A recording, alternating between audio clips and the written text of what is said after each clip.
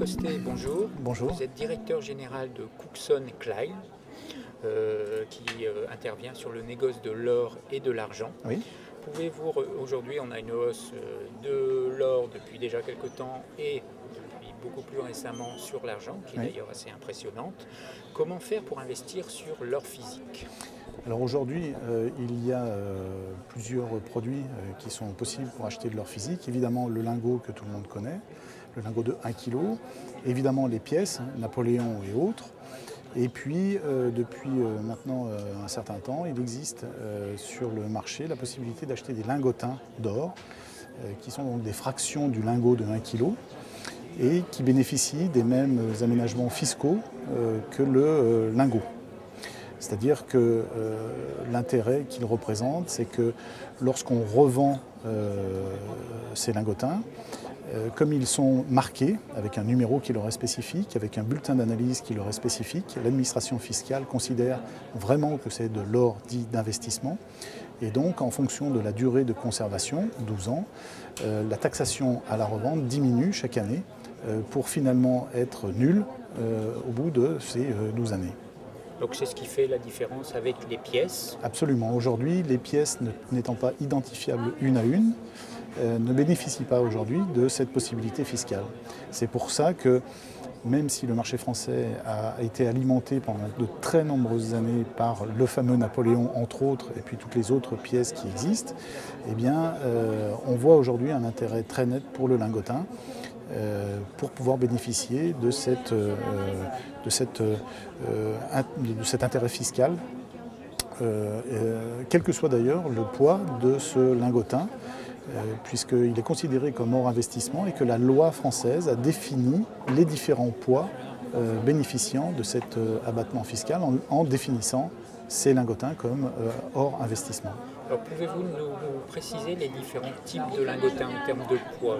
Alors on commence à 5 grammes, 5 grammes, 10 grammes, 50 grammes, 100 grammes, 250 grammes, 500 grammes et puis le kilo qui évidemment est le plus connu puisqu'il est existant depuis très longtemps. Concernant l'argent, qu'est-ce qui fait l'intérêt aujourd'hui d'investir sur l'argent ? Alors aujourd'hui, le principal intérêt, c'est la fluctuation du métal par lui-même, c'est-à-dire que l'argent ne bénéficie pas de la part de l'administration fiscale d'une appellation argent investissement et donc est soumis à TVA. Par contre, il est évident que compte tenu de la forte augmentation des cours de l'argent, aujourd'hui un certain nombre d'investisseurs recommencent à s'intéresser à l'argent sous forme de lingots, et là c'est le lingot de 1 kg principalement, puisqu'il n'existe pas d'autres formes significatives au niveau de l'argent, et que de toute façon il n'existe pas de notion d'argent investissement. D'accord. Alors pourquoi une TVA sur l'argent en fait finalement ? En fait parce qu'il est considéré comme un produit industriel, alors que l'or est considéré comme un produit d'investissement. D'accord. Au niveau de l'argent, au niveau des pièces d'or, la qualité a une importance. Oui. Au niveau des pièces d'argent, qu'on achète bien évidemment pas les pièces de collection, mais des pièces communes comme le 50 francs, 10 francs Hercule ou 5 francs Semeuse, est-ce que la qualité de la pièce a une importance ? Alors aujourd'hui, pas vraiment, c'est-à-dire que 99% pour ce qui nous concerne de nos activités en rachat de pièces constituent en fait les fontes que l'on réalise. L'ensemble est transformé sous forme de lingots et racheté au poids. Aujourd'hui, il existe un très petit marché de vente de pièces, la plupart des investisseurs allant directement au kilo et au lingot de 1 kg. On connaît le lingot de 1 kg en argent. Est-ce que vous envisagez des lingotins est-ce que le marché est mûr pour ce type de produit ?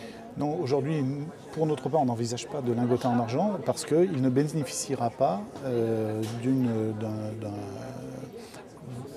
d'un avantage fiscal, puisque de toute façon, l'argent, quelle que soit sa forme, est considéré comme un produit industriel et non comme un produit d'investissement. Donc il sera toujours soumis à TVA. L'intérêt du lingotin argent est aujourd'hui pas manifeste du tout. Si un jour la loi française prévoyait de créer une notion d'argent investissement, là évidemment on se reposerait la question.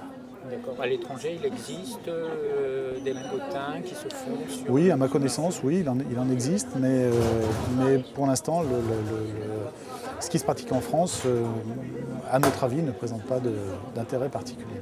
Bruno Costet, merci. Je vous en prie, merci.